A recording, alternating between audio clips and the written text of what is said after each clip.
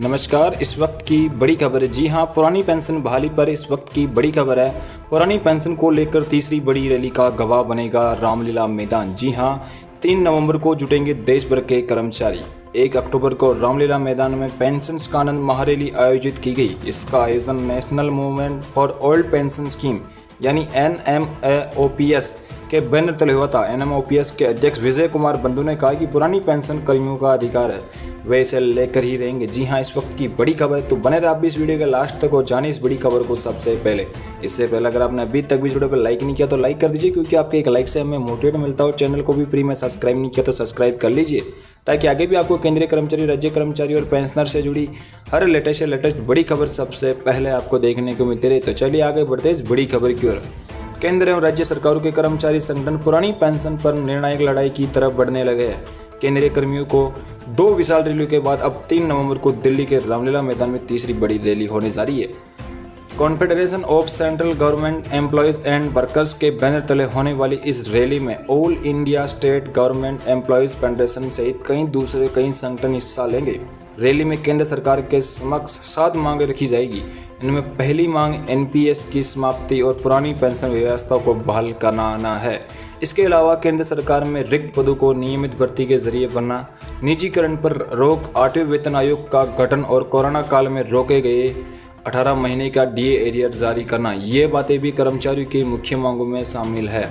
एजेंडे में OPS के अलावा ये मांगे भी। जी आपको बता दें कि confederation of all central government employees and workers के महासचिव SB यादव ने बताया कि सरकारी कर्मचारी की लंबित मांगों को लेकर पिछले साल से ही चरणबद्ध तरीके से प्रदर्शन किया जा रहा है। दिसंबर 2022 को दिल्ली के तालकोटरा इंडोर स्टेडियम में कर्मियों के ज्वाइंट नेशनल कन्वेंशन के घोषणा पत्र के मुताबिक कर्मचारियों को मुहिम आगे बढ़ाई जा रही है। राज्यों में भी कर्मियों की मांगों के लिए सम्मेलन, सेमिनार और प्रदर्शन आयोजित किए गए हैं। इस कड़ी में अब 3 नवंबर को दिल्ली के रामलीला मैदान में रैली आयोजित की जाएगी।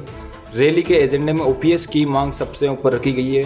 बतौर यादव कर्मियों की मांग है कि PFRDA एक्ट में संशोधन किया जाए, NPS को समाप्त करे और पुरानी पेंशन बहाल की जाए। केंद्र एवं राज्य के जिस विभाग में अनुबंध पर या डेली वेजेस पर कर्मचारी है, उन्हें अविलंब नियमित किया जाए। निजीकरण पर रोक लगे और सरकारी उपक्रमों को नीचे करने की सरकार की मंशा बंद हो। डेमोक्रेटिक ट्रेड यूनियन के अधिकारों का प्लान सुनिश्चित और राष्ट्रीय शिक्षा कार्यक्रम का त्याग किया जाए और 8वें वेतन आयोग का गठन हो। OPS पर हो चुकी है कर्मियों की 2 रैलियां। जी आपको बता दें कि केंद्र और राज्य के कर्मचारी संगठनों ने सरकार को स्पष्ट तौर से बता दिया है कि उन्हें बिना गारंटी वाली NPS योजना को खत्म करने की और परिभाषित एवं गारंटी वाली पुरानी पेंशन योजना की बहाली से कम कुछ भी मंजूर नहीं है।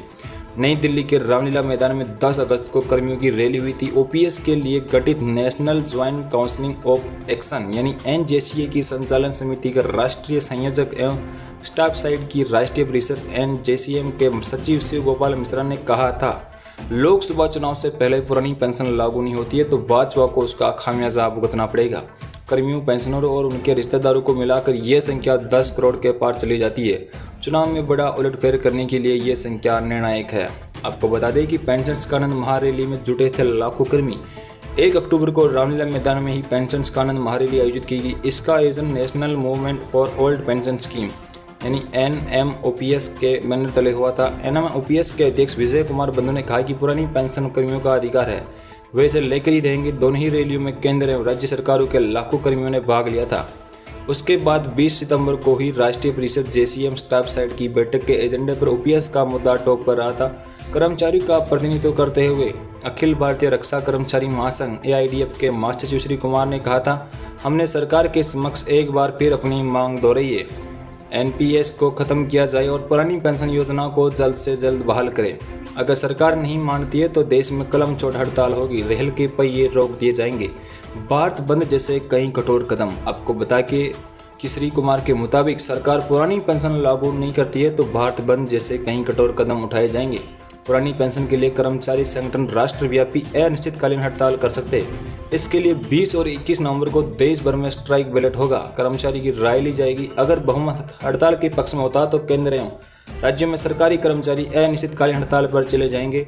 उस अवस्था में रेल थम जाएगी तो वही केंद्र एवं राज्य के कर्मचारी कलम छोड़ देंगे। पुरानी पेंशन बहाली के लिए केंद्र एवं राज्य के कर्मचारी एक साथ आ गए। लगभग देश के सभी कर्मचारी संगठन इस मुद्दे पर एकमत है कि केंद्र और राज्यों के विभिन्न निगमों और स्वतः प्राप्त संगठनों ने भी ओपीएस की लड़ाई में शामिल होने की बात कही है।